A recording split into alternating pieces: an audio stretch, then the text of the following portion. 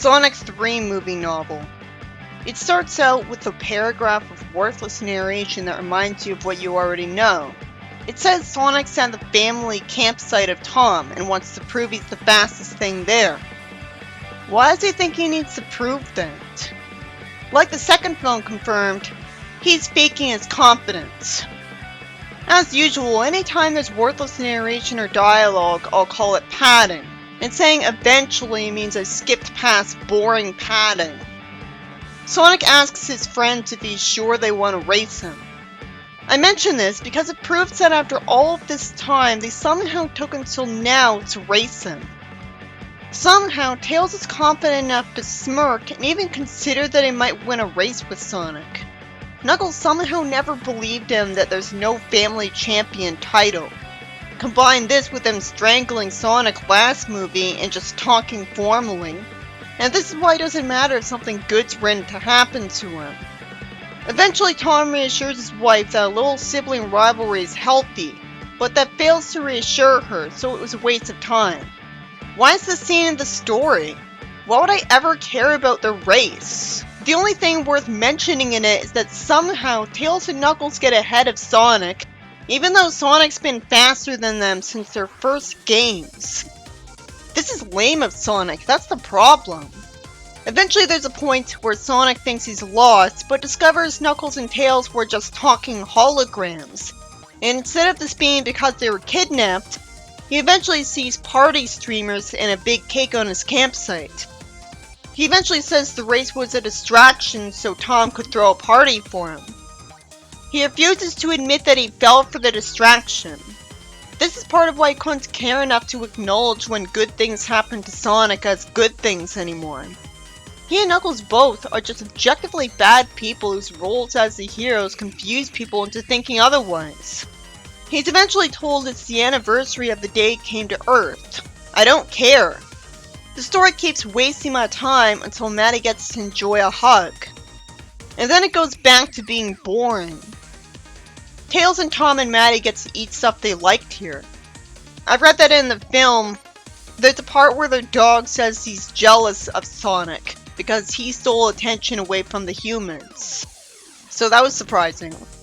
There's a more blatant wasting of my time, where it's revealed that the boombox from Sonic's cave was broken by the drones, and Tom had bought him a new one in the first film. And then it goes back to being boring. This is easily the most boring first scene in Sonic movie history. Tom says Sonic vowed not to let losing his first adoptive mother change him.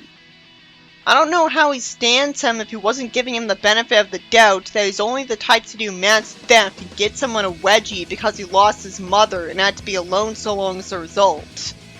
If he was always that selfish, he'd have no excuse for that. I thought even the fans were using his sad backstory to excuse his bad behavior. Anyways, he says he didn't let it change who he is inside and taps his chest, and somehow Sonic says in my lungs. Even though he watched a lot of movies growing up. You can't have him both say pop culture references and be completely ignorant to stuff like this. The story wastes my time some more. During which it makes me wonder why the same person who refused to admit he was tricked or take responsibility for causing a blackout at first, admits that he caused irreparable damage to the plumbing system by somehow eating 3 dozen chili dogs. It establishes that it's a joke because Tom's only reaction is what, and then he drops it to continue with his sappy speech. He says that as long as he stays true to who he is inside, he'll make the right choices when it matters most. First, it's so obvious that Sonic's gonna remember this or be reminded of this, that's lame. And second, it makes Tom stupid and the line unearned that he's saying this to the guy who we know stole a cave's worth of things and gave a wedgie to someone for insults. So he's selfish and hot-headed with poor impulse control. It hasn't been confirmed that he's changed or did anything to make up for that.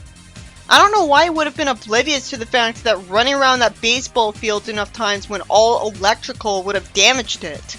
So he damaged it on purpose too. And there's more we can remember. He can't be trusted to be moral when he's put to the test. Tom must have deluded himself that he made him better, which means he's not comfortable with Sonic's true nature. And if anyone other than Sonic spied on Tom and Maddie as much as he did, people would all agree that he's got something wrong with him. I don't care, but it shows a lack of value for their privacy. So it was karma that in the second film, Tails told him he magically spied on him and creeped him out. And while I agree with him trying to kill Eggman, that's still harsh, showing that he doesn't have empathy for people he hates. Sure, that's all he did that was sketchy, but that story took place in the course of only a few days. And he spent almost all of the movie with just people he loved, and the rest of it with villains. Of course he didn't do much wrong. We all know this already, but since this version of Sonic somehow has people liking him regardless, I can't rant about him enough. I really needed to put in the effort to debunk Tom saying he was a good person. And wouldn't it be hilarious if the film itself proved he was wrong? After some padding, a helicopter arrives, and eventually a unit of soldiers ends up in front of them dressed in black. The narration says the Guardian Unit of Nations is ridiculously known as GUN. That was disrespectful to the games and uncalled for, so I don't know why he thought it was necessary to write that. It's making fun of something we all liked about Sonic Adventure 2. That doesn't bode well for an adaptation of it. Eventually their leader, a mean-looking woman with shades and black hair called Rockwell, refers to Sonic and his friends as just aliens, capitalized. Which is just ripping off the Sonic X comic, which also had that discrimination. And at least he ends up calling her out on being rude because they have names. She makes it worse stupidly by saying that she's aware of their names and insults them. You'd think she'd know to be polite to these superpowered aliens when going to them for help. The writer of this film really accomplished nothing by making this character a woman for a change, because she's unlikable in this position anyways. So she's barely any better than Walters. Eventually she says that they need Team Sonic's help against a superpowered alien in Tokyo like Sonic. She refers to their team as Team Sonic, and Knuckles is realistically against that name from how egotistical it sounds. You'd think he would have said that in Heroes about the name Sonic Heroes because he's his rival. There's some more padding. It's responsible of the leader to prevent Tom and Maddie from putting their lives in danger going with them. It's stupid of Sonic to say that if they don't go, none of them do. He learned nothing from Tails getting injured. You see why I said Tom was wrong? He probably hasn't changed a bit. Eventually Tom convinces Sonic to let this go in an intelligent way by saying that while this is his call, they can handle it without them. It goes back to padding after this. Why couldn't the story have started with this scene? Nobody who watched this film didn't watch the first one or forgot about Sonic's backstory from it. Gunn gave no explanation in this movie for why they didn't try to arrest Maddie for freeing the people they captured. They had no reason to quit that task when Sonic didn't prove he could escape on his own.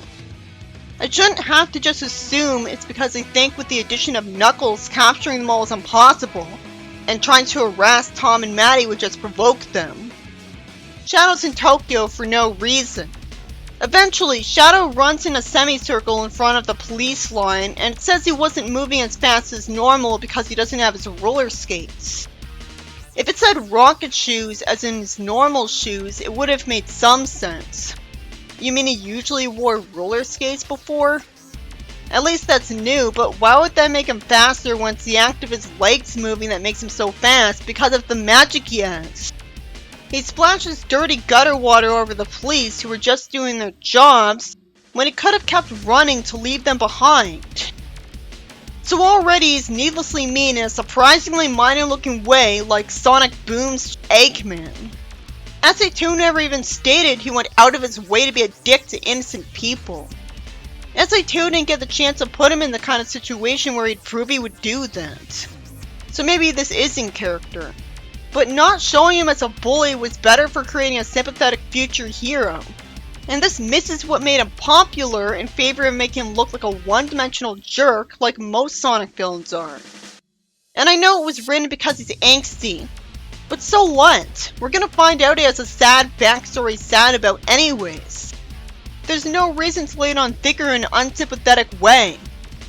If the goal of the story was to make you feel sorry for him, why show this first? Why not tell you his backstory right away? There's some padding after this. The only thing interesting in this paragraph is that he needed Maria to show him that a world existed outside the lab. This just makes his backstory crueler for no reason. It doesn't add anything because it was already tragic enough to make him moody. I'll even include as padding the narration stating that Maria showed him fun and music existed, since I could have assumed that with the game Shadow's backstory. The game took a little longer to show you his past. After padding, Shadow feels a thrilling shock of unpredictable energy crackle through him. Why would it be unpredictable if he's in control of his powers? What is it with the movies and giving them surges of electricity power for no reason, as if to say they weren't cool enough? It's especially redundant with Shadow. After padding, that of course explains that the glass of his cryo-freeze cage had shattered but refuses to explain how. It wastes my time until Shadow somehow expects these people to bring their leader to him, when he makes it clear he's gonna get violent. The very first time Eggman saw Shadow, it pretty clearly establishes that he's smart. He looked pretty smart when Eggman first met Shadow in the game. I wonder why the captain of the people aiming guns at Shadow didn't just say shoot, instead of wasting precious time saying soldiers on my mark. Really, the story would have ended there if he had been a real person. It didn't need to be written that they were even in front of Shadow. As far as we know, Shadow in SE2 wasn't incompetent enough to be faced with firearms in front of him on Earth. There's some more wasting time.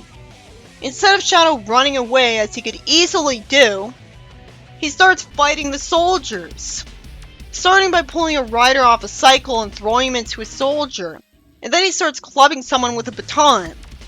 Sure, he's never done this before, but they're probably good people who are just doing their jobs.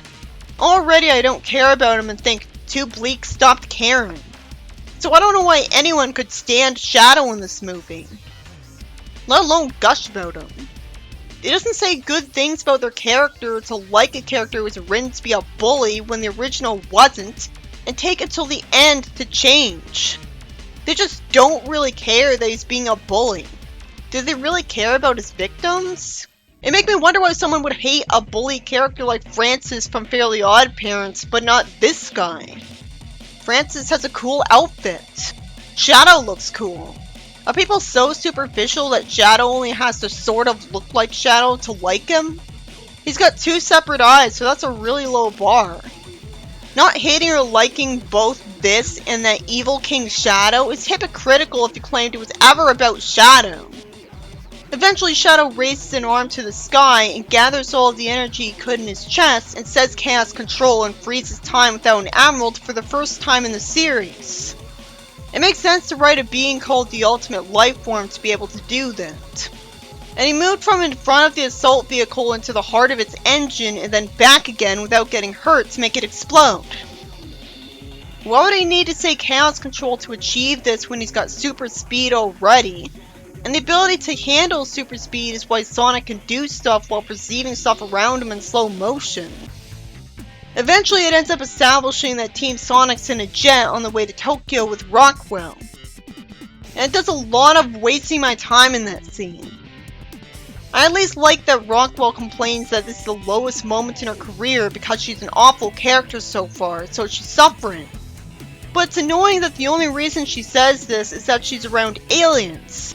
Sonic says with his feet up and hands behind his head in the stereotypical conky way that she should be honored to be with them. This isn't Sonic. He wouldn't say this out loud. Tails thinks Sonic was just making a joke that she should be honored to escort him, which would only make sense with how long he knew him if this is because he figured out he's not as confident as he acts, and so he was just being sarcastic. But the point is, Sonic has no reason to think people would know he's joking. And he's not the type to be like this with an ally. Is it any wonder I won't forgive him for what he did before this? He's still completely inconsiderate. The appeal of Sonic is that he is cocky. People didn't come to the character to see someone only pretending. And so what's reassuring you that he's competent about his unlikable act when even he doesn't believe it? It gets boring again until it impresses me by praising Tails again. Tails had reverse engineered the spy device Gunn left at Tom's house to figure out their communication systems. He had kept all of the metal they left behind after the fight with Eggman. And at this point he had plugged his Miles electric device into their helicopter to download all the secrets from their servers. So he appreciated Sonic teasing her with stating the obvious, because at least he was keeping her distracted. And there's no hint he cares about her and sees the immorality in his teasing of her. Sonic's a bad influence. When he first showed up in the movies, he felt bad about stealing a car even though it benefited him and saved Sonic. How did it go from pitying someone who had been strangling your hero to not caring about someone getting teased? Being with Sonic looks like a taunt that pity's just a weakness.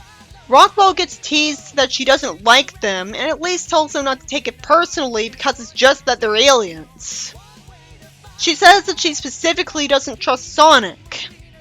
Sadly, all she gets to say is he still refuses to reveal the location of the Master Emerald. I did a better job proving her right. The reassuring her is for nothing because she talks like she never even heard it. She says Sonic's reckless and dangerous. That's cathartic. He calls a blackout for the Pacific Northwest. To be fair, maybe he'd never do that again. So what she's saying here is mostly stupid. How is someone who already proved himself to be great at fighting Eggman in the first movie unqualified to be here in the field? Sonic says she just met him, but then says that normally it takes someone hours to realize he's not qualified to be here. I'm impressed the writer wasn't on his side. I guess he's talking in a different perspective to mean he's unprofessional, which is the only way anyone could realize he's not qualified to be here. Because in sheer competence, he is supposed to be qualified. Knuckles says that gun agents aren't ever qualified for battle. It says that months ago he kept a few rogue members of Gun from stealing the Master Emerald. He sadly doesn't get to explain why he thinks they're weak at fighting. We're supposed to just assume the obvious. That they can't fight and only rely on their guns. And this is how the ancient Greeks thought, so it makes sense that he would think like that. But clearly she needs this explained to her. After a bunch of padding, or at least I'm impressed by Tails making cubes that can unfold into indestructible handcuffs, but I know it won't get used against Shadow, so who cares? Knuckles jumps out of the helicopter and says Team Knuckles like Boom Knuckles would. He's still a cringy character so far. There's more padding after this, like Tails prioritizing wasting his breath telling Rockwell that Sonic's gonna save the day because that's what heroes do. Just like IDW Tails did. And sanctimoniously saying that Gun should consider that. He should know he's wasting his breath. And that his stupid speech is based on the assumption that heroes always succeed. It's like circular logic. He cares more about the speech than making sure he's right behind Sonic to help him. But that makes sense to put off because what help? The last two times he tried to fight, he was useless. Why is he going with them? He can't hack into an Eggmobile this time, and I don't even remember what he did in the fight with the giant mecha. At least it explains that he flies faster than the vehicle could ever go. After padding, a massive military vehicle rolls directly at Sonic and Tails. So Knuckles saves them, but then brags in a cringy way about it. Because he was outright arrogant in his first game by laughing at Sonic. Even then, just because he laughs at Sonic because he's just about to release a trap on him doesn't necessarily mean he would brag about himself. You can think someone else is funny because they're failing and not be arrogant. Somehow, Sonic can tell just from Shadow's eyes that he's got a real pain that's like he lost a piece of his own heart. He's not psychic. If he was, he would have gone to live with Tom way earlier. This is worse than Batman thinking Shadow lost Maria just from I don't have time for this because he hasn't said anything. And this is just on the nose. As a wise man once said, the more you keep explaining the same things, the less emotional punch they pack. It applies to Colors and this film. SA2 was subtle. So it had Shadow's loss be a tearjerker because it was only explained in 2 flashbacks where Maria said goodbye. The most powerful way you can do it. And he only reacted with emotion about it the second time with 1 tear because of how much he messed up. The writers want to hammer in the point that Maria's loss affected him strongly. As if we were too stupid to be able to just assume that from the fact that he was trying to destroy the world for her. They're completely missing the point of the plot. This film knows that if they made him be emotional about it in a sympathetic way, by being sad, he'd fail to be cool. So they have him show his emotions by making him do cool stuff. But that isn't lashing out physically at innocent people like a bratty little kid throwing a temper tantrum. Maybe there should be a different character doing this. I'm all for good changes, but so far I'm seeing nothing but bad ones. The narration justifies that he had already been lucky enough to get a family in a world that was afraid of him and got Knuckles on his side. So he's justified in being idealistic enough to think he could get through to Shadow. He's like IDW Sonic done right here. Cause in the games, Sonic didn't get Knuckles on his side. Eggman betrayed him. And he wastes my time talking boring, friendly platitudes. Which shows me what it'd be like if Sonic met Shadow without being blinded by rage over him framing him, and instead got to act like Sonic. Shadow asks where Walters is, and is somehow dumb enough to not say in that very sentence that he's the gun commander. It's been 50 years. For all he knows, Walter's either dead or moved on to another job. He's got no reason to think the people at Gun are liars either. So he's stupid, which is a trait he has in common with IDW Shadow, along with being a petty, ego-obsessed jerk. Yeah, I really hope nobody likes him in this movie. All I need to do is pay attention to the story to immediately get apathetic and bored of him. And this was based on the most interesting villain in Sonic history. Shadow in the game was intriguing because not only did he have a lost loved one, but he always kept his dignity despite being on a quest for revenge. He proved the character can be an unemotional stoic and have a goal like that. He looked like a typical evil Sonic, but he was so much more than that. Making him have the typical roaring rampage of revenge is for hacks because it's expected. It's like, why did the chicken cross the road? The punchline to that. After some padding, Sonic says that maybe he can take a message. Shadow arbitrarily doesn't even try to give him the message, and doesn't explain the reason for why. That he knows he has no way to immediately contact Walters. There's no reason he would have his phone number. But if he's assuming he works for Gun because he's an alien like him, and so him being an alien is why Gun researched him, then he has definitely no reason to assume he wouldn't be able to contact Walters. Instead, he tells him to walk away, which he's not allowed to do because that's not his mission. Because he threatens them. After some padding narration, Knuckles ruins the situation by threatening him and somehow ignoring Sonic when he tells him to hold on, despite being a loyal warrior type who would be loyal especially by now. What a great addition to the plot. This is so much better than the game. So Knuckles tries to start a punch and Shadow avoids it. He would be faster than him, and so it makes sense that he can throw him through a window in the store, which would have to have the owner pay for the damages. Why would anyone care about Shadow's loss at this point? And then after the heroes of course rush to his side, the story remembers that he's sort of invincible because his ego is bruised more than anything. At least the narration says so, but he speaks in pauses, so I don't know. Last movie he got hit by a car and was uninjured, so he's clearly got super fast healing. Then they just chat amongst themselves worthlessly as they watch Shadow stalk angrily through the debris towards them, instead of instantly running towards them. Shadow logically would have the same power to be able to move so fast things go in slow motion around him. So that cancels it out for Sonic, since he's the aggressive one, so he's moving first. Eventually he grabs Sonic by the neck and ends up throwing him into the pavement, and eventually just tells him to leave him alone again. At least he's just leaving at that. So what? At this point it makes no sense that he'd be nice to him like that when he just threw him on the pavement. It also makes no sense that he'd ride away on a motorcycle he's faster than.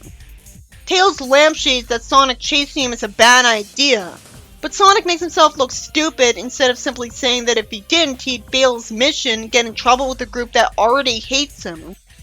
If that group already decided to leave him alone, I have to assume his own pride is the only reason he doesn't want to fail the mission. If he's also worried Shadow would hurt more people, Tails should have known that, and if he really had the compassion for the average person he used to have, he would have tried to convince him to not go after him. Sonic could still have a chance of attacking Shadow if he attacked him from behind without him knowing he was going after him. The last time he got hurt, he ran over to him, so he had telegraphed his attack. So he hadn't proved to Tails that he couldn't fight him. Sadly, Sonic somehow gives away the element of surprise. He tells him they didn't exchange email addresses, not even taking him seriously, so of course the nutcase gets frustrated enough to try to shoot him. Apparently he has a gun, because it's been long enough since Shadow the Hedgehog that they have the guts to do this. And because it happened in something other than a game, people didn't get livid over it, because you're not allowed to insult the movies. Eventually he finds out Shadow teleported away from an attack. At least it's not explained yet that the writers know he can teleport other people. And maybe Shadow's too dumb to know that yet. And Shadow also has to be too dumb to know that he can Chaos Spear. Right away it wasn't on my mind because it wasn't being shown on the screen. But yeah, people say Chaos Spear as a reason for why Shadow shouldn't use a gun. So I sure hope they're consistent and apply it to this movie too, or else they'll just be admitting that they were only making an excuse to insult the game, and never actually cared that much. Sonic's annoying being chatty again while pretending he doesn't take him seriously as a threat, introducing himself and saying that he likes puppies and the music of Billy Joel. At least that's something Sonic never said he liked before. Shadow Lampshade said his mouth runs fast, although he shouldn't lie that he literally doesn't run fast. He speeds the cycle up the side of a skyscraper. The narration admits that it was a cool move.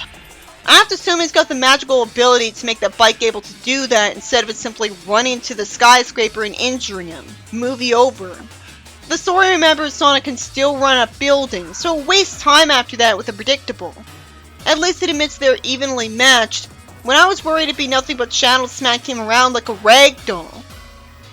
Oh great, Sonic calls a blackout in a city again. Gunn was right, he is still dangerous. At least it was accidental because he had to fight him. But why would they run in a circle? That's the only reason that it would cause a blackout. He's chasing him, so he'd be in a straight line, wouldn't he? There's more padding, and Shadow Lampshade says Sonic's stupid, and Sonic proves him right by accusing his growly voice of being fake, giving up any positive opinion he may have had of him that Shadow is too mad at Gunn to show. He insults most of Shadow's voices in the series with this, and says the whole grim and gritty thing is a decade out of style. It directly insults Shadow's fans. Shadow didn't originally have the grim and gritty voice in the first place. If they really wanted to represent SE2, they would have imitated David Humphrey's voice. The gritty voice is associated with the moment Shadow went bad, and Sonic 06 where he was a good character. Surprisingly, it just ends with Sonic being handcuffed by Shadow, and then Shadow warps away without him. Again, it's surprisingly merciful. We had the impression Shadow and SE2 would have gone on to kill Sonic in Green Forest if he hadn't gotten interrupted by Eggman warning him to leave the island before it explode, because there's no reason to assume he would have confusingly left him alive, and repeatedly made excuses to not kill him. Like he does have a better nature. But he wants to destroy the world, which would destroy Sonic too. So no, it makes no sense for him to pretend he values his life. If he did, then he'd have a plan to make sure he's not on the world when it's destroyed. So far this movie sucked. I guess all of its appeal is in the visual aspect, the cinematography. Maybe watching the fight was fun. From what I'm reading, all that happened was that Sonic chased Shadow. And Shadow grabbed him by the neck, which is the same thing Knuckles did in the last movie anyways. Where's the originality? It didn't seem like there was any effort in coming up with the fight. And it's not really a fight, it's mostly just Sonic chasing Shadow like an IDW. I doubt that alone made it a good story, but it was a better scene than I expected. Because it wasn't a scene that made no sense for Shadow to prevail in, as I already proved. It might as well have just been Sonic versus Shadow. So it added nothing that Knuckles and Tails were in the fight against Shadow this time. He wasn't really outnumbered. There's more boredom after this. At least the fact that it's a book means there gets to be narration insulting how undignified Knuckles feels being in the so-called Chow Garden, which is a Chuck E. Cheese place, because it's realistic that a proud warrior who remembers being raised by warmongers would hate Chow. This place is a new idea, but new is all that's here to compliment, and it's cancelled out by being a hollow reference when people would have preferred seeing Chow. So the people who really wish they were seeing Chow because they really love SE2, which would be the people who spent so much time in the Chow Gardens, would see this kind of reference as only taunting them with a half-assed reference instead of using the idea it's shaped like. Not like you could use Chow here in an interesting way anyways. The point is that you could have the servers of this restaurant be dressed up in costumes that don't look like Chow, and have the same plot and dialogue. I remember seeing the trailer about this and hating it. It felt too Japanese, and while it makes sense in-universe since it's Tokyo, the series' mascot is full of nothing but American inspiration for it. His shoes are red and white because of Santa. His attitude is based off the Bill Clinton get-it-done attitude. And the series' main market has never been Japan, which is a place where Sonic never does well, which makes it stupid to betray its identity by alienating the majority of its customers who are either not Japanese or weeaboos. But at least the narration acknowledges that Knuckles loves grapes. That doesn't make up for an entirely blatantly pointless scene in here. And how is it not a hollow reference to merely acknowledge something in the narration instead of having Knuckles eat it? Tails somehow already knows that this is one of the top 10 must-see spots in the city he's got no reason to be interested in. He somehow already knows that the Chow costumes represent childlike spirits, and thus it's a good place for them to blend in. But since when would cosplayers of anthropomorphic characters go into Chuck E. Cheese-like places in fursuits? What makes them think just because there's servers in full-body costumes like it's Disneyland that this place would be frequented by furries? Those costumes don't look like animal people and don't look like characters from a franchise other than the one belonging to this restaurant. For a genius, he's confidently making this decision purely on gut instinct because of that assumption, when seconds of thought would have him realize that their mouth movements and blinking would instantly give away that they aren't wearing costumes anyway. There's some more padding after that, during which it recaps some stories I haven't read related to the movie sub-series. A tourist says they're cute and takes a selfie with them.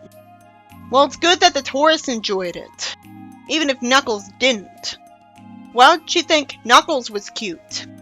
The bells of the cafe door ring, and Walters is long-windedly described as going over to them. He mentions Sonic.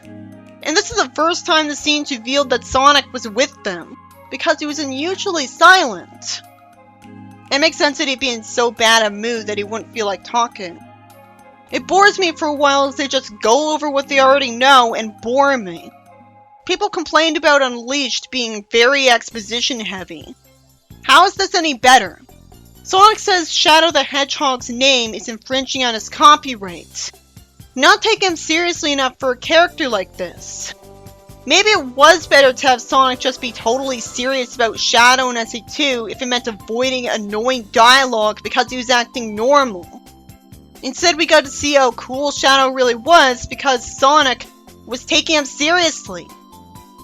After padding, the story continues not giving Shadow the proper gravity, because when Sonic hopes he's not a military project, Walter says he was a military project, repeating exactly what Sonic had said instead of simply saying he was more naturally. And Sonic asks why they don't ever learn. Why? As far as he's aware, this is the only project they ever worked on. Eventually, Walter says that while Sonic found friends and family here, Shadow only found pain and loss, which ignores that he did find a friend in Maria. Surprisingly, it explains that no one knows where Shadow came from, just that he left a meteorite that had been hollowed out to become a spaceship. It's creative effort that they didn't have to expend. This way, you wouldn't be left wondering why he's black and red, which required Black Doom as his father to explain. In a world that never knew any intelligent being but human, it made no sense for them to create a hedgehog like Shadow. Gerald's not as competent this way, but he's already competent enough being able to orchestrate a plan to try to cause the apocalypse. He didn't need to be able to make all sorts of unrealistic things 50 years ago, like artificial chaos and Biolizard. It's pretty stupid to establish that Gun really did exist 50 years ago, by the way, because in the previous film, it said that Gun only formed in response to Sonic's actions in the last movie. According to this retcon, it always existed. So apparently, Gun dismantled itself, and then it undismantled itself. And it doesn't explain why it dismantled itself, so I guess it's because Maria died. But there were always guards in front of Shadow. So, who was paying them if Gun wasn't around? Just some rich billionaire? I guess so. Establishing Shadow as full alien is more believable on a planet that's meant to remind you of the real world. And because it's live action, you can't suspend your disbelief as well. Sonic X didn't have writers think things through enough to realize this. So the only way you can make sense of it was to assume Gerald made an interdimensional portal for fun and saw hedgehogs first. He'd also have to borrow an emerald from there to make someone able to use chaos powers. And such a portal would also be the only excuse for why Eggman didn't grow up on Earth. The problem is that X-Earth was supposed to be the real world, when it came to the civilizations anyways. So the idea that Gerald Robotnik made a way to go to other worlds 50 years ago feels far-fetched. It'd be even goofier in a world that literally looks like the real world. It's better to avoid making its plot holes altogether. And that's the only interesting part of this conversation. After that, it's a bunch of boring, pointless exposition anyone could have predicted. I hope that Walter said chaos energy in the film, too. It'd be something every Sonic fan would appreciate, as a Sonic exclusive term. There's more boredom, and it's weird that when Sonic jumps to the conclusion that Shadow isn't even really running fast, and just jumps from one moment in time to another, Sonic isn't corrected. What's the point in implying that Shadow of all people can't actually move super fast? Some ultimate life form. In practice, it's got the same result for Shadow himself, so it's a minor downgrade. With the lameness that Sonic thinks this is an excuse to think he's better than him for being faster for real. But part of the thing that's interesting about Shadow is that him being artificial doesn't make him inferior to Sonic. Eventually it says that a massive explosion destroyed the lab, causing the loss of human lives. What's the point of the narration saying it ripped a hole through the lab if the dialogue's gonna say it was destroyed by an accident right after? I sure hope it explains why an accident could possibly ever happen, because by leaving it at that, he makes it harder to believe than Shadow's trauma in the game, which is less convoluted. As the film explains, the reason Maria dies is because Walters tries to stop someone from shooting her, but in the commotion, the person shoots a chaos energy thing that blows up and destroys her. And the fact that Walters was the commander at the time and the soldiers still tried to kill Maria causes her death to be extremely forced. You'd think a scientific genius would have not made reckless experiments because he knows science well enough. Which is why it's a good thing that it's explained that it wasn't Gerald's fault. Gerald was in prison because his experiments led to the tragedy. The only way this could be true is that, well, the chaos energy thing that blew up because it was shot was an experiment of his, so yeah, technically. Because without that thing, maybe Maria could have run away. Well, Shadow distracted the soldier instead of just standing there doing nothing. Even if it was as simple as Gerald had a failed experiment. He didn't mean to make that happen, so why would he be in prison for 50 whole years? Walters doesn't say that, but I assume so. He also doesn't explain properly why Shadow was placed in cryo-freeze just because it was arbitrarily deemed too dangerous to go free. Why would they even consider letting him go free when Walters was just saying that Shadow's power would usher in a new era for mankind, making breakthroughs in clean energy and medicine? Why won't the experiments be continued but under a new scientist? I've been told that in the film, it showed Shadow was not looking and acting extremely angry when he was put in cryosleep, and said he was weirdly calm and cooperative, which only makes this extremely forced. Him being put under would make sense if he was just throwing a temper tantrum ever since he lost Maria, which would make sense because it would be in line with his character since the start of the film. They thought that was good to write, so there's no reason they should draw the line at being violent right after losing Maria. Instead, they had literally no reason to think he was someone they had to put into cryosleep, instead of just sending him to grief counseling or just killing him when his back's turned. If they really thought he was always going to be dangerous and that there was no way for them to exploit him, they would have just done that. Because after the explosion, they magically didn't care about solving the energy crisis or curing every disease. I guess that's what he meant when he said medicine, because otherwise saying that was nonsensical.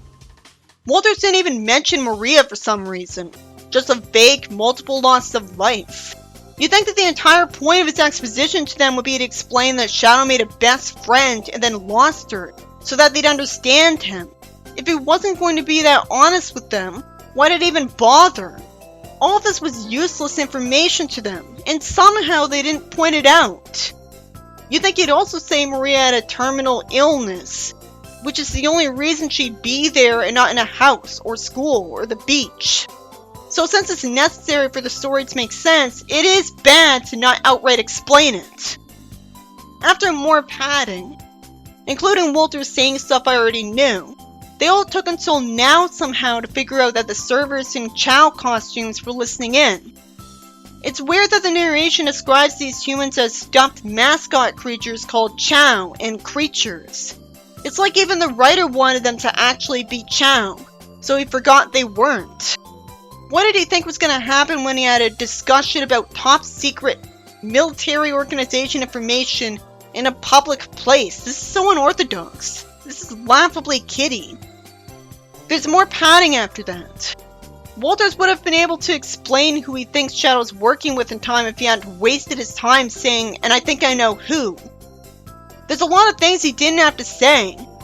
Instead, eventually the window gets flooded with laser lights, which conveniently exist to warn Sonic to save everyone as the window gets destroyed. Why would laser lights be used if they only warn their targets? And the people using them don't actually need them to shoot accurately. I'm pretty sure this isn't realistic and there's nothing good about it to justify it. It's just there as lazy writing, because if there weren't visible laser lights, the writer would have no way of the characters surviving the sneak attack without just changing the script. The next chapter bores me with pointless narration that Sonic had learned a lot from Earth, when it's right after the heroes almost got killed. We want to stick with that. Instead it says that Sonic puts onions on his chili dog sometimes because he was taught that it was good for him. It expects me to believe Sonic learned the value of patience. It says sometimes it's appropriate to wait seconds before opening a present, but provides no argument about why that stupid rule would even exist. So he wouldn't follow it, especially not this selfish Sonic. Eventually it says he learned the value of appreciating beauty, and ends up saying that he counts beauty as the way the cafe light glitters off the dozen missiles that went through the window. It explains that when he's in such danger, his whole body engages in hyperspeed to slow the world down from his perspective.